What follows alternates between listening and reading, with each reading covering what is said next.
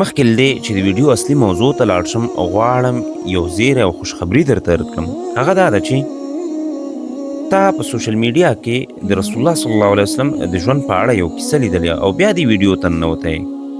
په دې خبرې خوشحاله شه، په دې باندې شکر وباسه، ځکه په دې دور کې هر طرف فتنه او فتنه ده او ته د رسول الله صلی الله علیه وسلم د واقعاتو او د رسول الله صلی الله علیه وسلم د ژوند سره مینې او ایمان دې ته مجبور کړی چې د رسول الله صلی الله علیه وسلم د ژوند کیسې واورې، الحمدلله پرې ووایې.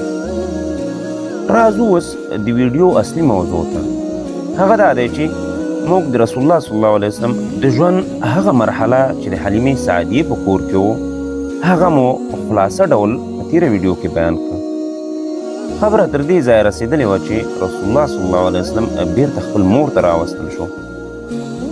په ځینو تاریخونو کې 15 کلن او په ځینو کې 6 کلن و. رسول الله صلی الله علیه وسلم دلته خپل مور سره څه ناڅه وخت تېر کړ. مور یې پرې ډېر شفقت درلود. وخت تېرېده، په دې کې د رسول الله صلی الله علیه وسلم مور اراده وکړه چې مدینې ته لاړه شي. په سیرت کې راغلي چې د دوو مقاصدو لپاره مدینې ته تلو اراده وکړه. یو مقصد دا و چې د خپل خاوند د قبر د زیارت لپاره تلله. دویم مقصد یې دا و چې هلته د نبي علیه السلام ماماګان اوسېدل. هاشم د نبي علیه السلام وړاندې نیکه هلته واده کړی و. د عربو قبایلي نظام و، نو ډېره لرې خپلولي یې پالله. نو په دې کې دا زنانه روانه شوه، نبي علیه السلام هم ورسره و. د رسول الله صلی الله علیه وسلم عمر په دې وخت کې 6 کاله و تقریبا. په دې سفر کې ایمن هغه وینځه چې د رسول الله صلی الله علیه وسلم د پلار نه پاتې شوې وه او عبدالمطلب هم ورسره مل و، ځکه په هغه وخت کې زنانو چېرته دومره لرې سفرونه په یوازې ځان کولی شو، نو ځکه عبدالمطلب ورسره مل شو. دوی په 2 اوښانو باندې سفر وکړ. د مکې او مدینې ترمنځ 500 کیلومتره مزل دی. په اوښانو باندې 9 ورځې او په اس باندې 3 ورځو کې سړی رسېدی. دوی مدینې ته ورسېدل.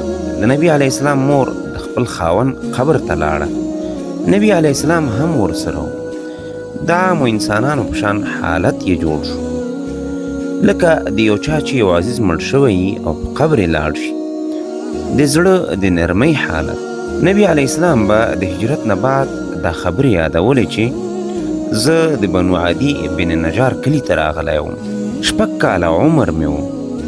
ما به دلته د ماشومانو سره د دې قلاګانو په سرونو باندې لوبې کولې. یوه وړه جینۍ دلته اوسېده چې اونیسه نومېدله.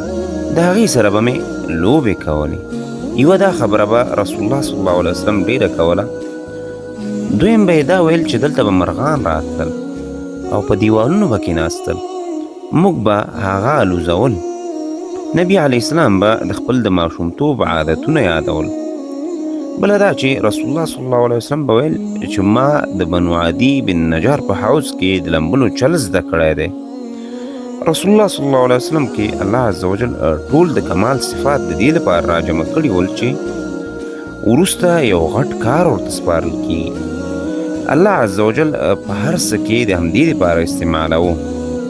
داسې نه و چې صرف په یو ګوټ کې رالوی شي او د هیڅ شي نه وي خبر. نو د زندگی مختلفې برخې او مسائل الله عز وجل رسول الله صلی الله علیه وسلم ته په دې ترتیب ښودلې وي.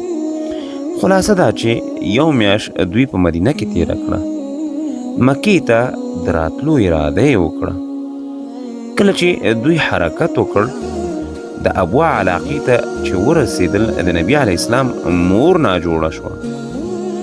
ابوا د مکې او مدینې ترمنځ یو ځای دی چې مدینې ته نسبتاً له مکې نه نږدې واقع دی.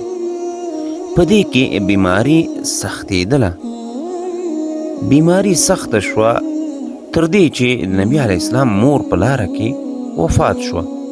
نو دا بیل مصیبتو چې رسول الله صلی الله علیه وسلم باندې راغی. پلار یې پخوا وفات شوی و، مور یې هم وفات شوه. د 6 کالو په عمر ماشوم باندې دا مصیبتونه راجمع شول. دا د الله حکمتونه دي. الله حکیم او علیم ذات دی چې څنګه د الله خوښه او اراده وه هسې وشول. په دې ابوا علاقه کې د نبي علیه السلام مور خښ کړای شوه. نبي علیه السلام پس له نبوت نه په دې لاره تېرېده، ایسته هغه قبر ته ورغی، نو یې ژړل. نور ملګري او صحابه هم ورسره ول، هغوی هم وژړل. که چېرته یو څوک په یو قبر یا د یو مصیبت زده د لیدلو وروسته وژاړي، دا دلیل دی د زړه د نرموالي او د زړه د جوړوالي. زموږ او ستاسې دا زړونه دومره سخت دي چې په ډېرو غټو غټو خبرو او مسایلو موږ ته ژړا نه راځي، چې دا ښه کار نه دی. نبي علیه السلام باندې مشکلات دلته راغلل. نیکه او ام ایمن هم ورسره وه. مکې ته یې راوست.